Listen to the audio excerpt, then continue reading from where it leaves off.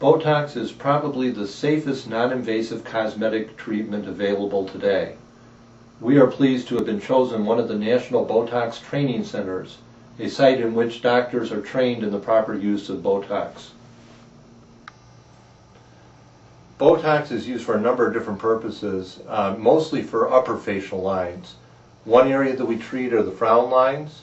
Another area that we treat sometimes is across the upper forehead, and also what have been called crow's feet along the eyes. There are other uses for Botox as well, but those are the most common ones. Each one of those areas is considered a separate region. The reason for this is that it takes about the same amount of Botox to treat this very strong muscle here as it takes to treat the entire rest of the upper forehead. Similarly, it takes about the same amount of Botox to treat along the eyes as well. The results with Botox are pretty dramatic. Even after one treatment, the majority of lines can be removed. However, sometimes if you have a real deep line, it will not be completely eliminated, but it will be reduced substantially. The majority of people respond to Botox. About 90% of people do not need even a touch-up afterwards.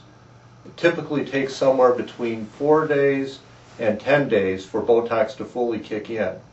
I tell people that after 10 days, if they're not completely satisfied with it, if they still feel there's too much movement in an area, to come back in, we'll do a little touch-up. We charge a minimal amount for touch-ups, usually an average of about $25 or so, and it's worth it.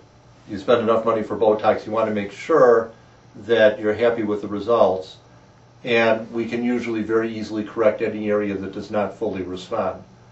If you come in for a visit like that and I don't think it's going to do any good to touch it up, I don't charge at all for it, and it's my pleasure to do so. I never want somebody to feel they can't come in to have it checked if they're not sure about the results. Our object is to block about 80 to 90% of movement in the affected muscle. For instance, in this area here, we don't want to block 100% or it looks abnormal. It looks plastic and there's no facial expression. We want you to look natural. We just want to block most of the movement in the muscle. Typically, when we're treating this area, we do 5 tiny pinpoint injections. And we do it in such a way that we minimize the possibility of bruising by doing a couple of things that are extra precautions. First of all, one of the medical assistants in our office will ice the area for you. The icing constricts the blood vessels in the area so that you're less likely to hit a blood vessel and get bruising from the procedure. Also makes the procedure much less painful. Once the icing is done, we have you do this expression where you bring the eyebrows together and hold it while I'm doing the actual injection. Typically, I will put it right where I see the muscle contraction.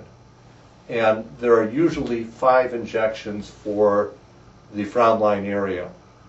One to the left of the midline, one to the right of the midline, one right in the midline, and a couple that are a little bit further up on the forehead. I do so much of this that they're all done very quick and there's minimal discomfort. Occasionally, if there is a little bit of bleeding, we will have pressure put on there right afterwards to prevent the possibility of bruising. Nevertheless, occasionally we get a small bruise and even occasionally a more significant bruise. But we get far less bruising than in most practices. As I said before, about 90% of the time, the first session will be enough to do it. But if somebody has a particularly strong muscle, or Botox varies from batch to batch, we get a particularly weak batch of Botox, sometimes a touch-up is needed, and we ask you to wait 10 days to 2 weeks to decide whether or not you need to come in to see if we need to do a touch-up. The Botox usually lasts about 3 months the first time you do it. Some people get longer even the first time, but I would count on 3 months.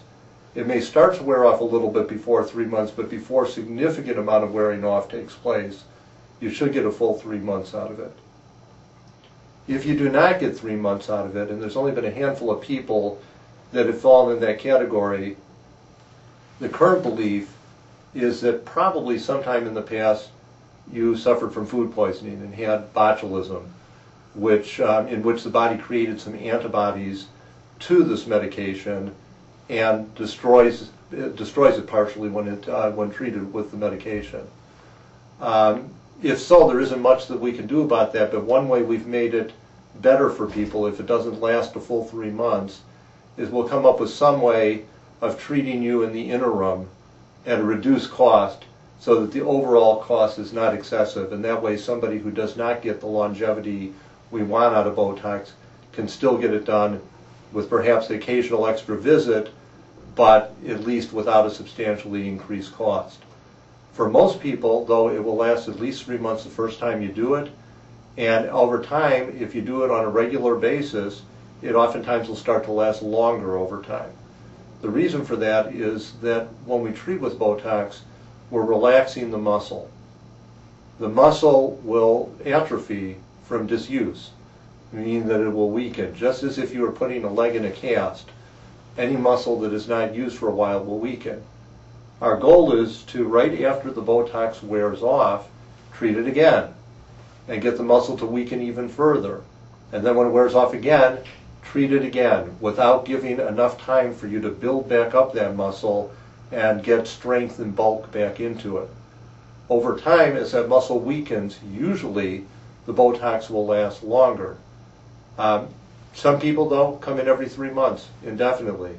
But most people, especially in this region and this region, will start to get more longevity out of the Botox over time. In this region, it's not uncommon to get out to 6 months between treatments, and I can even sometimes get out to 10 months between treatments on the forehead. Around the eyes, 3 or 4 months is about all you get under all circumstances, and that longevity doesn't seem to occur. Other side effects we see with Botox: sometimes people will get a headache either the day of treatment or within a couple of days after treatment. As far as bruising goes, as I said, we get a much lower incidence than most practices. The biggest side effect that we fear is droop, either of the eyebrow or the eyelid, and that happens nationally in about 15% of individuals. In the national training sites, which we are one of them, the incidence in people that do this all the time is about 3%. In our hands, I don't know what we're doing right, but we seem to have a better rate than even the average in the expert sites. I've only had a couple of cases of mild droop ever, and we do a tremendous number of people in this practice. We've been told that we do more Botox than anybody in the Chicago region, and we must be doing something right because people keep telling other people about us and come into our office for this kind of treatment. One of the reasons may be that we have such a low incidence of side effects. The risk is that we could someday have our first case of more significant droop. Let's say that happened. Even if we did have a case of significant droop, the worst cases have lasted about a month and then they wear off. So far we've never had a case like that, but even in expert sites it has happened, so we need to have you sign a consent.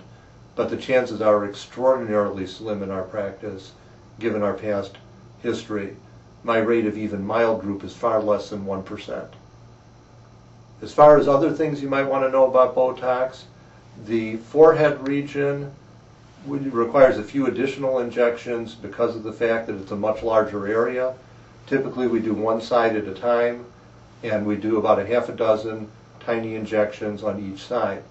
That may sound like it's very painful, but we do so much of this that I know exactly where I'm going with it.